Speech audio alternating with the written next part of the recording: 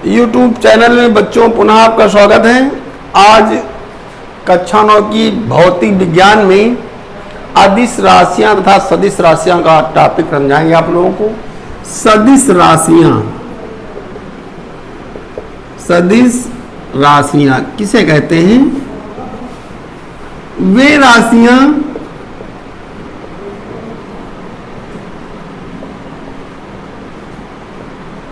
जिन्हें व्यक्त करने के लिए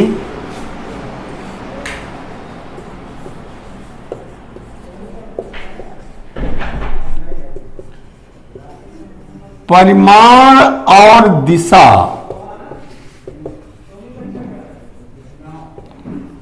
दोनों की आवश्यकता होती है।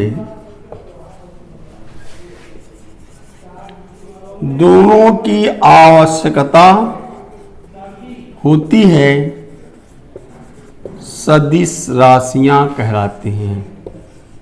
सदिश राशियां कहलाती हैं। जैसे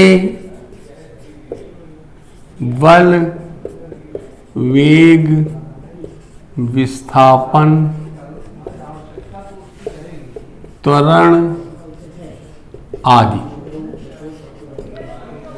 बच्चों, जिन राशियों में परिमाण और दिशा दोनों की आवश्यकता होती है उन्हें हम सदिश राशियां कहते हैं। जैसे बल है, अगर कह दिया जाए कि 5 न्यूटन का बल लग रहा है, 5 न्यूटन का बल कह दिया जाए तो परिमाण हो गया इसमें 5 न्यूटन। परिमाण कितना हो गया? 5 न्यूटन। और बल जिधर लगेगा उसकी दिशा होगी, बल की दिशा होगी। तो दोनों चीजें हैं, परिमाण भी है 5 न्यूटन और जिस दिशा में बल लग रहा है वो दिशा भी होगी। तो सदिश राशियों में परिमाण और दिशा दोनों की आवश्यकता होती है। वे राशियां जिन्हें व्यक्त करने के लिए परिमाण और दिशा दोनों की आवश्यकता होती है उन्हें सदिश राशियां कहते हैं। सदिश राशि को एक वेक्टर के चिन्ह द्वारा भी व्यक्त किया जाए। जैसे कोई सदिश राशि है, उसके ऊपर अगर हम एक तीर लगा दें तो वह सदिश राशि हो जाती है। ठीक है, सदिश राशि को व्यक्त करने के लिए एक वेक्टर ऐसे लगा देते हैं, यह सदिश राशि का प्रतीक है।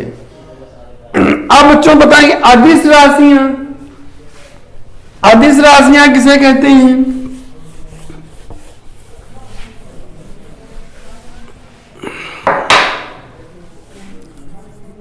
अदिश राशियां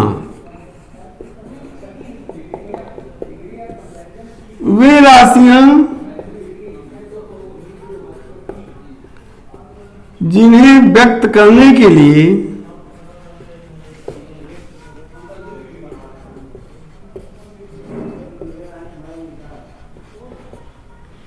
केवल परिमाण की आवश्यकता होती है।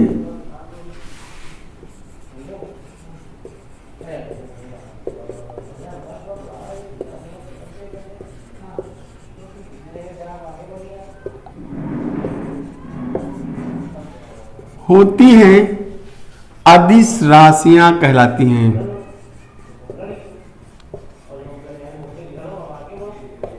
अदिश राशियां कहलाती हैं। जैसे द्रव्यमान, घनत्व, चाल, दूरी आदि। जिन राशियों को व्यक्त करने के लिए दिशा की आवश्यकता नहीं होती, केवल परिमाण की आवश्यकता होती है, इसमें दिशा का ज्ञान नहीं होगा। द्रव्यमान जैसे है तो द्रव्यमान में कोई दिशा की अवस्था नहीं है। 5 किलोग्राम कह दिया गया तो 5 किलोग्राम हो गया, परिमाण है इसका 5 किलोग्राम, लेकिन दिशा कोई नहीं है इसमें। तो जिस राशि में दिशा का ज्ञान नहीं होता बच्चों, उन्हें अदिश राशियां कहते हैं। सदिश राशियों में परिमाण और दिशा दोनों की अवस्था होती है। अदिश राशि में केवल परिमाण की अवस्था होती है, दिशा की अवस्था नहीं होती।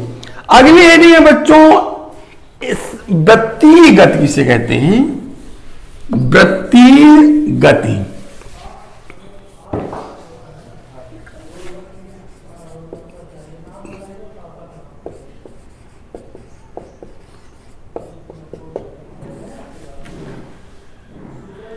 वृत्तीय गति किसे कहते हैं? जब कोई गतिशील वस्तु एक वृत्तीय पथ पर गति करती है। जब कोई गतिशील वस्तु मान लीजिए एक वृत्त के पथ पर यहां पर गति करती है, तो इस प्रकार की गति को वृत्तीय गति कहते हैं। जब कोई वस्तु एक वृत्तीय पथ पर गति करती है, जब कोई गतिशील वस्तु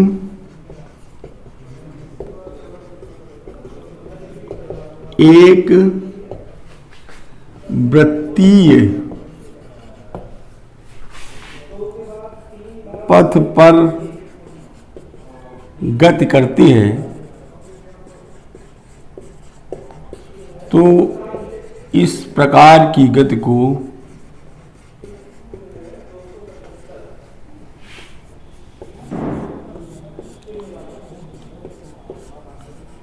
वृत्तीय गति कहते हैं।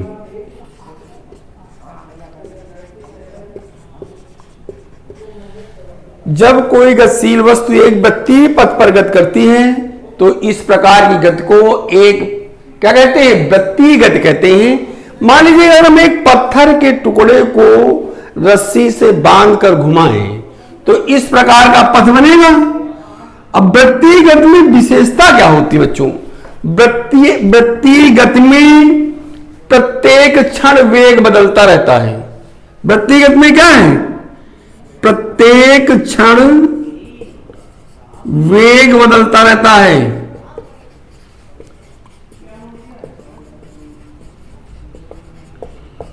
और जब वेग बदलता है प्रत्येक क्षण, तो दिशा भी बदलती रहती है। दिशा भी बदलती रहती है। परंतु बच्चों इसकी चाल नियत रहती है। परंतु बच्चों चाल नियत रहती है। इसमें वृत्तीय गति में वेग प्रत्येक क्षण बदलता रहता है, दिशा बदलती रहती है, परंतु चाल नियत रहती है। मान लीजिएगा किसी बिंदु पर हमें दिशा ज्ञात करनी है, तो इसकी दिशा ज्ञात करने के लिए इसकी दिशा ये होगी। सीधे अनुदिश उसी के अनुदिश दिशा होती है। मान लीजिए इस बिंदु पर दिशा ज्ञात करना, तो इसकी दिशा ये होगी वृत्तीय गति में।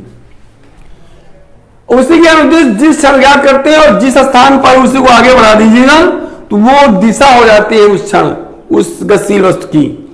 एक बार पुनः बच्चों देख लीजिए वृत्तीय गति। जब कोई गतिशील वस्तु एक वृत्तीय पथ पर गति करती है, तो इस प्रकार की गति को वृत्तीय गति कहते हैं। इसकी विशेषताएं क्या है? कि प्रत्येक क्षण वेग बदलता रहता है, दिशा भी बदलती रहती है, परंतु चाल नियत रहती है। आगे बच्चों बताएंगे। अब पिछले वीडियो में हमने बताया था चाल वेग। जरा चाल और वेग का ग्राफीय निरूपण देखिए। ग्राफीय निरूपण,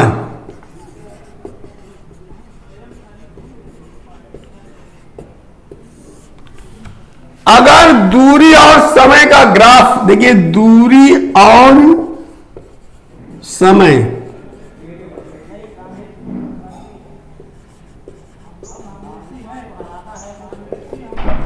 अगर दूरी और समय का ग्राफ बनाना है, तो बच्चों हम एक्स अक्ष पर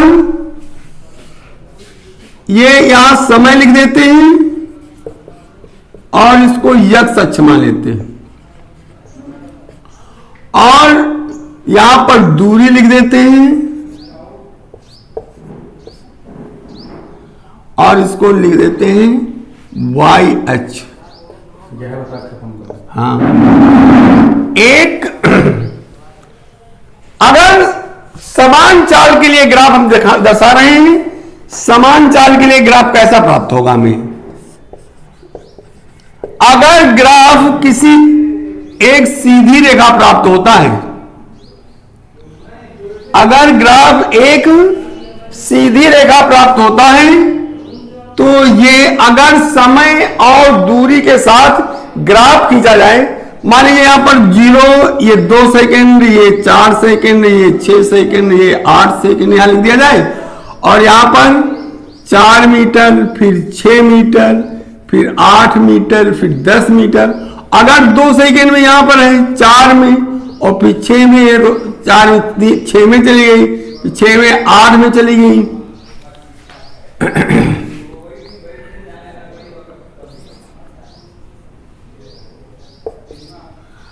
तो अगर इन पर हम ग्राफ खींचे तो एक सरल रेखा प्राप्त होती है। ये समान चाल के लिए ग्राफ है। अगर दूरी और समय के बीच ग्राफ खींचा जाए और एक सीधी रेखा प्राप्त हो जाए तो वह एक समान चाल कहलाता है। यह दूरी और समय के ग्राफ की समान चाल के लिए ग्राफ है। यह समान चाल व्यक्त करता है बच्चों, ये समान चाल व्यक्त करता है।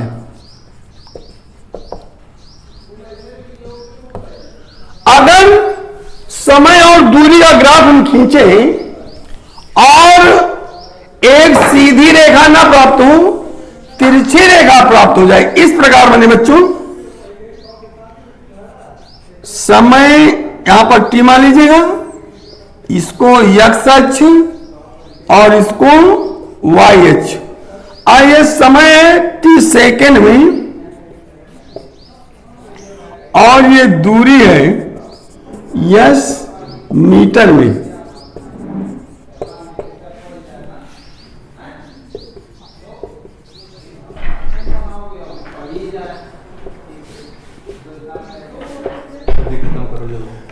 अगर दूरी और समय के बीच में हमें तिरछा ग्राफ, वक्राकार ग्राफ प्राप्त होता है तो यह असमान चाल को व्यक्त करता है। क्या व्यक्त करता है? असमान चाल को व्यक्त करता है।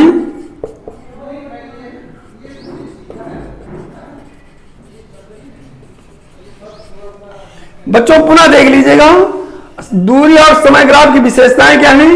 अगर हम समय को एक्स अक्ष मान लें और दूरी को वाई अक्ष मान करके समय और दूरी में ग्राफ खींचे तो और हमें एक सरल रेखा प्राप्त हो तो यह समान चाल को व्यक्त करता है। अगर सरल रेखा ना प्राप्त हो, तिरछी या वक्राकार रेखा प्राप्त हो तो यह एक असमान चाल को व्यक्त करता है। बस बच्चों, आगे का शेष भाग अगले वीडियो में बताएंगे। धन्यवाद।